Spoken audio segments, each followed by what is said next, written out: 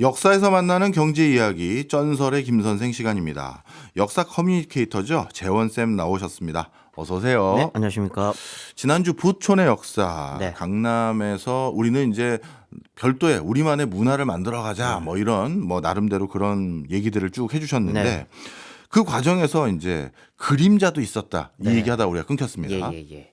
뭐 다들 아시는 얘기일 텐데 좀 굉장히 좀 무거운 이야기일 수도 있을 것 같아가지고 좀 조심스럽기는 합니다. 두 개의 붕괴 사고가 연달아 있었고요. 예. 94년과 95년에 있었는데 95년에 있었던 삼풍백화점 붕괴 사고부터 먼저 이야기를 해야 될 것 같습니다. 일단 지난 시간에 말씀드렸었던 것처럼 삼풍백화점이 만들어지는 시점은 삼조 호황이 한풀 꺾이기는 했지만 이제 본격적으로 강남이라는 공간이 이제 대량 소비의 공간으로 변해가던 시점이었다라고 생각하시면 될 것 같고요. 혹시 삼풍백화점 다녀오신 적 있으신가요? 예. 어렸을 때 한번 가봤습니다. 굉장히 그 화려했었던 근데 뭐 그 공간인데 기억까지 가물가물해요. 예. 광고가 아직 남아 있습니다. 붕괴된 그 모습만을 기억하시는 분들이나 이제 삼풍백화점이 붕괴된 이후에 태어나신 분들이나 이런 분들은 이제 그 백화점이 어떤 백화점인지를 잘 모르시는 분들이 있으신데 광고를 보면 느낌이 바로 와요. 그 안에가 굉장히 화려하고 예. 그다음에 안내원들이 늘 앞에서 이렇게 인사를 했었고 저 지난 시간에도 잠깐 말씀드렸지만 1층 가면 외제차가 전시되어 있고 근데 그게 딱 상징적일 수밖에 없는 게 위치입니다. 위치요. 위치가 일단 교대역 앞에 2, 3호선 이거 네. 이제 왔다 갔다 하는 곳이고 환승역이기도 하고 바로 옆에 이제 서울 고속버스 터미널 완공된 이후니까 고속버스 터미널이 있었고 그 근처에는 당연히 부유층 거주지가 이렇게 함께 있었던 곳이었고요. 또 이때는 백화점들에서 이게 굉장히 유행이었어요. 예. 기억하실지 모르겠는데 수영장이 있었습니다. 아 그랬나요? 백화점에 수영장이 있는 게 약간 유행이었습니다. 근데 그게 딱 듣기만 해도 위험한 게 지하가 아닙니다. 아 옥상에. 네, 이게 이제 위층 가장 위에 층에 예. 이렇게 있어서 전망 좋은 데서 네. 이렇게 볼 수 있게 하는 뭐 물론 튼튼하게 지었다면 상관이 없었겠지만 우리가 이제 결과를 알고 있듯이 굉장히 부실하게 공사를 한 곳이었는데도 불구하고 수영장이 있었고 그러다 보니까 이 공간이 주는 위압감이 있는 거죠. 이제 들어갈 때부터 일단 조금 분위기가 다르고 네. 그다음에 입점해 있는 어떤 그런 메이커들도 다 다르고 네. 그다음에 여기 안에 들어가면 문화센터에서 듣는 어떤 강의들, 수업들 이런 것도 클래스가 다르고 네. 수영장 꼭대기에 있고 이런 느낌이 삼풍백화점을 전형적으로 상징하는 모습들이었다라고 생각하시면 될 것 같습니다. 그렇군요. 그런데 네. 강남에 삼풍백화점만 있었나요? 왜 삼풍백화점이 유달리 이슈가 됐을까요? 삼풍백화점이 사실 좀 후발주자입니다. 네. 그러다 보니까 좀 이런 부유한 이미지를 더 노골적으로 강조해야 했었던 것도 같아요. 네. 왜냐하면 일단 79년에 여기도 이제 되게 유명한 곳이죠. 한양 쇼핑센터라고. 네. 그게 이제 압구정동에 이제 만들어지고요. 그리고 80년이 되면 반포동의 뉴코아 백화점 알죠. 만들어집니다. 아직까지도 있죠. 예. 그리고 1985년이 되면은 압구정동에 지금도 굉장히 활발하게 활동하고 있는 현대백화점이 만들어지고 같은 해에 도곡동 그랜드백화점 이 개점을 합니다. 네. 그리고 88년에 삼성동에 현대백화점 무역센터점이 문을 열게 되고 그리고 난 다음에 만들어지는 게 삼풍백화점이거든요. 네. 그러다 보니까 이제 후발주자로서 이제 강남의 굵직한 뭐 네. 현대백화점부터 해가지고 뭐 반포동에 있는 거 뭐 이런 것들과 경쟁을 해야 되다 보니까 여기는 이 다른 백화점들을 뛰어넘는 초호화다라고 하는 걸 마케팅 포인트로 삼았었던 것 예. 같아요. 근데 요때쯤이 되면은 백화점들이 전국적으로 많이 생기기는 합니다. 예. 근데 유독 강남에 몰리기는 했었어요. 그러니까 예. 어느 정도였냐면 88년 기준으로 백화점 총 매출이 이미 88년인데 네. 1조 8천억이 넘습니다. 어마어마하네요. 어마어마한 거였고요. 이거는 여전히 지금도 뭐 신세계나 현대나 롯데가 뭐 숨기지 않습니다. 본인들이 어떤 뭐 이마트부터 해갖고 마트, 그다음에 스타필드, 그다음에 백화점을 하는 이유 네. 부동산입니다. 네, 알짜 땅이잖아요. 네. 그렇네 진짜. 네, 알짜 땅에 쇼핑센터를 내면 부동산으로도 일단 가치를 얻게 되고요. 예. 거기에 더해서 이 부동산에서 본인들 부동산이니까 예. 여기서 판매하는 수익금까지 얻어가는 거거든요. 아. 그러니까 이게 그 기업 입장에서는 예. 매출 올리기부터 시작해가지고 전체적으로 사업 규모 자체를 키우기에 굉장히 좋은 사업인 거죠. 물론 초기 들어가는 돈이 많이 들기는 합니다만 한번 여기를 시작했다 그러면 부동산부터 시작해가지고 다양한 곳에서 수익을 얻을 수 있는 겁니다. 네. 그러다 보니까 가장 적은 세금을 내면서 가장 값비싼 땅을 소유하고 예. 가장 높은 수익을 올릴 수 있는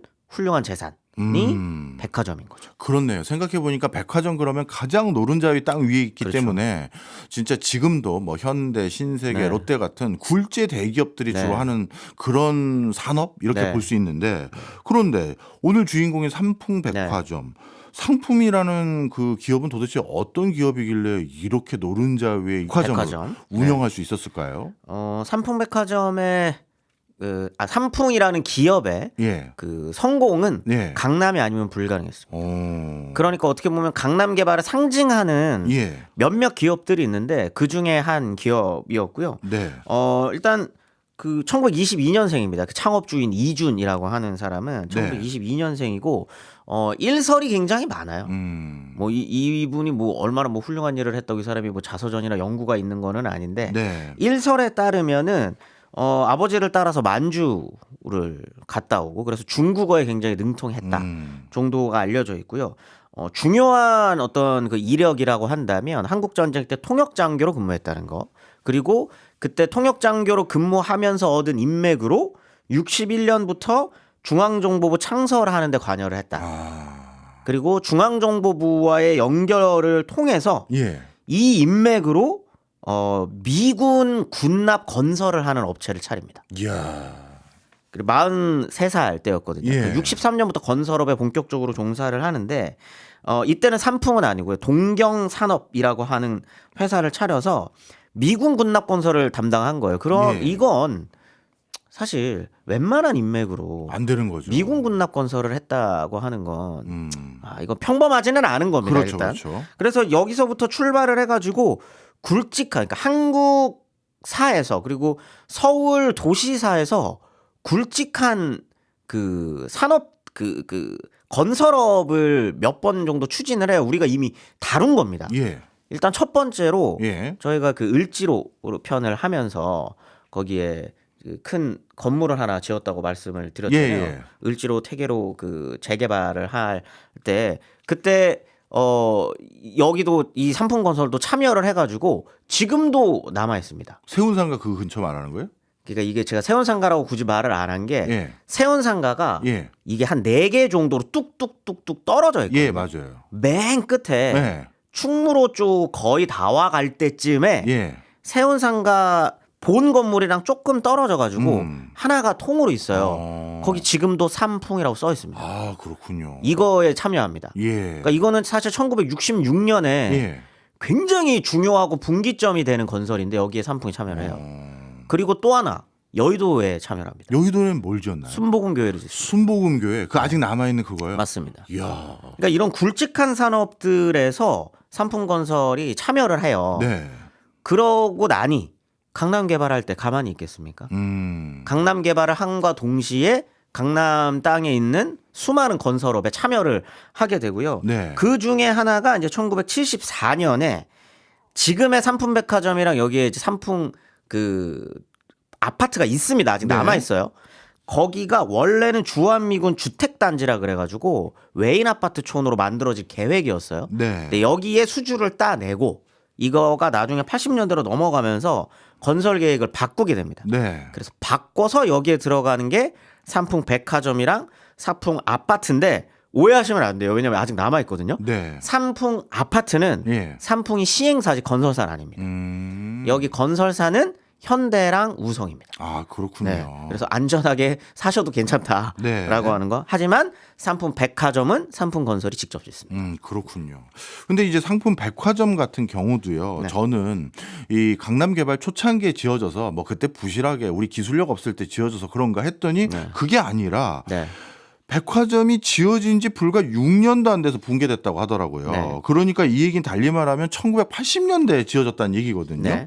이거는 어찌 보면은 우리나라가 이제 조금 뭔가 체계를 갖춰서 네. 관리 감독도 좀 엄정하게 하고 네. 그리고 기술력도 건설 기술력도 있었던 텀이었던 것 같은데 네. 이거 붕괴를 못 막았는지 참 의구심이 많습니다. 이건 뭐 제가 말미에 말씀드리려고 했는데 항상 늘 소 있고 외양간 고치는 예. 게 이제 한국 건설업의 역사인 것 같아요. 근데 왜 제가 굳이 이 얘기를 하냐면 이 삼풍백화점이 무너지는 날이 그 삼풍백화점이 무너지는 날이 이제 6월 29일인데 1995년 이 같은 날에 원래 그 책이 한 권 나오기로 돼 있었습니다. 무슨 보고서가. 책이었죠? 그게 뭐냐면 성수대교 붕괴 백서였어요. 근데 이 말은 뭐냐면 늘 언제나 소 잃고 외양간을 고치면서도 제대로 고치지 않는 거죠. 이게 그러고 난 다음에 삼풍백화점이 붕괴되고 난 다음에 이후로는 그런 대규모 붕괴 사고가 없었냐? 가장 가깝게는 최근에도 있었잖아요. 예. 저 그 전라도에서 현대산업개발이 물론 살고 있었던 때가 아니기 때문에 그냥 다행이긴 했습니다만 지금은 이 이후로도 20-30년이 지나서 관리 감독이 훨씬 더 잘 될 것 같은데도 안 되고 있거든요. 이때는 더 했던 거죠. 심지어 이 삼풍백화점 같은 경우는 붕괴 조짐을 누구나 다 알고 있었습니다. 그래요. 이 붕괴가 될 것 같아서 이 붕괴되는 당일에도 예. 관련 대책 회의를 옆동에서 하고 있었습니다. 그럼에도 아니 뭐 좀 있다가 뭐 이것만 고치고 하고 하나하나 그냥 넘어갔었던 거예요. 알고 있었음에도 막지 못했었던 명확한 인재인 거죠. 네. 그럼 붕괴 원인은 뭐예요? 굉장히 다양한데요. 일단 지을 때부터 예. 부실하게 지은 거는 두말할 나위가 없고요. 예. 두 번째로 가장 크게 붕괴 원인으로 지목이 됐었던 것 중에 하나가 증축입니다. 증축. 이게 욕심이 나잖아요. 네. 장사가 잘 되니까. 그럼 위에 하나 올리는 거죠. 음. 그래서 위에 하나 올려서 식당가 하나 더 짓고 예. 그다음에 처음에 만들 때 그 에어컨이랑 이런 게 제대로 시공이 안 된 것 같으니 냉각수 더 올려가지고 에어컨 추가 설치하고 예. 뭐 이런 것들이 계속적으로 누적이 된 건데 예. 증축과 함께 또 하나 중요하게 이야기가 되는 게 냉각수가 일단 가득 차 있는 상태에 이 냉각 탑 세대를 옮기려면 네. 돈을 더 써서 예. 들어가지고 옮겨야 되죠. 근데 그게 다 돈이거든요. 네. 롤러를 깔아서 그냥 밀어버립니다. 그러면 그 흔들림이 다 밑으로 그렇죠. 내려가지 않았겠어요? 그렇죠. 이제 그런 것들이 애초에 부실 공사인데 냉각탑을 올리고 그것도 모자라서 증축까지 한 데다가 이렇게 돼버리니 네. 이거는 뭐 부서지라고 한 것 정도로 굉장히 그 부실한 추가적인 대책도 굉장히 부실했었던 네. 거죠. 이렇게 많은 인재를 만든 그 주범들 네. 그 상풍의 어떻게 보면 경영자일 수도 있고요. 네. 그리고 관리 감독을 제대로 못한 관계 당국에도 사람들이 몇 명 있을 것 같은데 네. 그 사람들의 처벌 수위는 어땠습니까? 처벌 이게 참 이게 높다고 얘기할 수 있을지 모르겠는데 예. 당시 기준에서는 언론 기사를 저도 찾아봤거든요. 예. 그런데 이게 결국은 업무상 과실치사예요. 그리고 회장이었었던 이준에게는 뇌물공여도 같이 들어갔거든요. 네. 일단 이제 부실공사나 그다음에 증축하는 과정에서 서초구청장이나 이런 데 뇌물을 주고 막 예, 이렇게 예. 했었던 것들.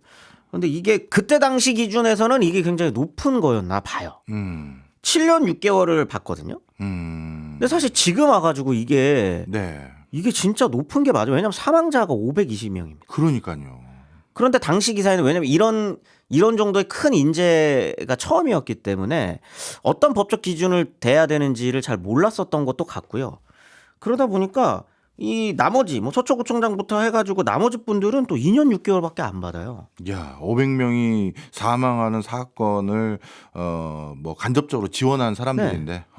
공동으로 사실은 같이 공동 과실치사인 그렇겠죠. 건데 예. 회장은 7년 조금 넘게, 그다음에 돈을 받았던 사람들은 2년 넘게. 근데 당시 언론 기사는 굉장히 중한 벌을 내린 것처럼 이야기가 됐다는 게 굉장히 좀 안타깝고요. 그리고 이 이준 회장 같은 경우에는 기자들이 물어봐요. 조사를 받고 나오는데 근데 뭐라고 얘기하냐면 여보쇼 무너진다는 것은 다시 말해서 손님들에게도 피해가 가지만 우리 회사의 재산도 망가지는 거야 라고 대답합니다. 그러니까 본인 재산에 피해를 입었다는 거예요. 그러니까 이게 당시 인식 수준이었었던 것 같습니다. 참 할 말이 없어지네요. 네. 그러면 이 이준 회장은 결국 말년은 어떻게 됐습니까? 출소를 하고 만기 출소를 하고 난 다음에 6개월 있다가 사망합니다. 네. 노년이기도 했고요. 그다음에 일단 연세가 좀 있는 상태에서 7년이라는 세월을 아마 교도소에 있었기 때문에 그랬었던 것 같은데 이게 참 제대로 된 벌을 받고 돌아가신 건지에 대한 거는 각자의 생각이 좀 다를 것 같아요. 네, 알겠습니다. 자, 그다음에 비슷한 시기에 있었던 또 다른 사건, 성수대교 붕괴 사건도 좀 설명을 해주세요. 네, 성수대교 붕괴 사건 같은 경우에는 이제 기억하시는 분들이 있으시겠지만 1994년이었고요. 10월이었습니다. 아침이었고요. 아침 7시 40분경에서 성수대교를 쭉 지나가다가 중간이 그냥 뚝 하고 떨어져서 통째로 내려앉았었던 사고였습니다. 거기가 10번째랑 11번째 교각 사이였고요. 120m 중에 그 교각의 120m 중에 중앙 48m가 그냥 푹 꺼져서 한강 위로 떨어진 겁니다. 이때 6대가 총 같이 떨어졌고요. 4대는 위에 올라와 있었고 나머지 2대는 이제 가라앉아 버렸었던 사고였었는데 이것도 명확한 인재라고 할 수 있습니다. 왜냐하면 이미 1992년에 기초 부위 중에 그 일부가 부식이 이미 진행이 됐고요. 93년도에는 하부 3곳이 이거는 붕괴 조짐이 있을 정도로 불량하다라는 판정까지 받은 곳이었습니다. 그런데도 조치를 취하지 않았습니다. 어쩌면 이것도 보수 보강 제때 안 한 인재네요. 네, 인재였고요. 일단 용접 시공, 일단 가장 중요한 붕괴 원인을 백서에도 나와 있는 원인은 용접 시공의 결함, 그리고 제작 오차에 대한 검사가 미흡했던 것, 그리고 피로균열의 진전을 예방하지 못한 것, 그리고 중요한 게 있습니다. 유지관리 미비였는데요. 이게 왜 중요하냐면 일단 용접 시공 결함이라고 하는 게 원래 용접 시공을 할 때 이렇게 그 철강제들이 이렇게 붙어 있으면 X자로 꼼꼼하게 시공이 돼야 되는데 이거 텅 비워놨어요. 중간을. 근데 이거는 애초에 만들 때 잘못한 겁니다. 용접 시공을 잘못한 거예요. 그런데 백서에도 나와 있고 이때 당시에 법적으로 나중에 이제 처벌을 할 때도 이게 기준이 됐었던 게 뭐냐면 유지관리 미비가 또 하나 들어갔거든요. 근데 이게 왜 중요하냐면 이것 때문에 시공사였었던 동아건설과 서울시가 싸웁니다. 왜냐하면 이게 만들어진 지 15년 만에 무너진 거거든요. 동아건설에서 계속 주장하는 건 오케이 우리가 용접을 잘못했던 것도 알겠어. 근데 15년을 견딘 건 어떻게 설명할 건데? 15년을 견디다가 무너졌으니 이거는 서울시의 관리 미비야. 라고 하는 걸로 둘이 또 싸웁니다. 이게 굉장히 어떻게 보면은 어이가 없잖아요. 시민들 입장에서는. 어이가 없죠. 둘 다 잘못된 건데 책임을 덜기 위해서 서울시와 동아건설이 이거 가지고 서로 말장난을 오래 합니다. 근데 결국에는 인재였다라고 하는 거죠. 종합적으로 부실공사였다라고 하는 겁니다. 그리고 더 문제가 됐었던 건 이거는 당시에 언론에서도 계속적으로 지적했었던 게 뭐냐면 무너지기 10시간 전에 신고가 들어갑니다. 붕괴 조짐이 보인다. 그런데 거기에 일단 비가 왔거든요. 비가 오고 있어서 공사를 뒤로 미루자. 그래서 거기에 철판만 깔아놓습니다. 그러니까 여기가 이제 만약에 이렇게 쭉 이어져 있는 다리가 뭔가 하중을 받아서 무너지면 안 되니까 일단 철판으로 덧대 놓은 거예요. 그럼 안 무너지나요? 그렇게 생각을 했었던 것 같습니다. 그리고 붕괴 1시간 전에도 전화가 옵니다. 이상하다고요? 툭 소리가 났다. 이미 끊어진 거죠. 그랬는데도 추가적인 조치를 취하지 않았습니다. 네. 명확한 인증. 이 건물 붕괴와 관련된 유튜브들 저도 많이 보니까 네. 뭔가 붕괴 직전에는 이상한 소리가 자꾸 들린다고 하더라고요. 삼풍백화점도 마찬가지고요. 네. 여기서도 툭툭 끊어지는 소리가 들리는 거죠. 왜냐하면 이 철근이잖아요. 예. 그리고 이게 철강제라고 하는 게 이게 그냥 철강제가 통으로 있는 게 아니라 말려가지고 예. 여러 번 새끼를 꼬아가지고 있는 것들이 안에서 툭 하고 끊어지는 거니까 예. 툭툭 끊어지는 소리가 들린대요. 음. 그리고 삼풍백화점 같은 경우에는 안에 있는 철강제도 마찬가지겠지만 그 겉에 아스팔트가 있잖아요. 네네. 그게 툭툭 하고 무너지는 소리가 들리거나 천장이 내려앉거나 이런 붕괴 조짐이 이미 있습니다. 이미 하나의 큰 사고가 벌어질 때 중간 정도급의 사고들이 예. 29개가 나오고 예. 300개의 사소한 그 사고들이 이미 붕괴 조짐이 보인다는 게 하인리 법칙인가 하는 그 예. 법칙이 있거든요. 아. 이미 300개의 사소한 사고, 예. 29개의 중한 과실 정도는 이미 삼풍백화점이나 아니면은 이 성수대교에서 이미 보여줬던 거예요. 수많은 신고들을 통해. 그런데 아무런 조치도 취하지 않았습니다. 그렇군요. 특히 성수대교 같은 경우는 그 당시에는 지금처럼 한강을 넘어갈 수 있는 대교들이 많지 않았기 때문에 네. 그 역할과 비중이 굉장히 컸을 것 같아요. 네, 이게 뭐 이제 제3한강교 이제 한남대교가 하나 있었고 그다음에 반포, 잠실, 영동 요렇게 있었는데 예. 왜 이 성수대교가 중요했냐면 성수대교 넘어가면 자주 타시니까 아시겠지만 성수대교 넘어가면 한쪽에는 왕십리입니다. 예. 왕십리에서 넘어가면 압구정이에요. 예. 그걸 연결해 주는 거거든요. 일단 두 곳을 연결하는 두 큰 도심을 연결한다라고 하는 것도 굉장히 중요하고요. 더 중요했었던 건 이미 이때는 80년대 후반에 상계동이 완공됐습니다. 예. 상계 아파트 단지가 이미 완공이 됐고 노원이죠. 예. 그리고 거기에서부터 출발하면 동부간선을 이렇게 쭉 타고 오다가 여기서 결국 만납니다. 예. 그리고 밑에 분당 신도시도 이미 그러네. 완성이 됐습니다. 예.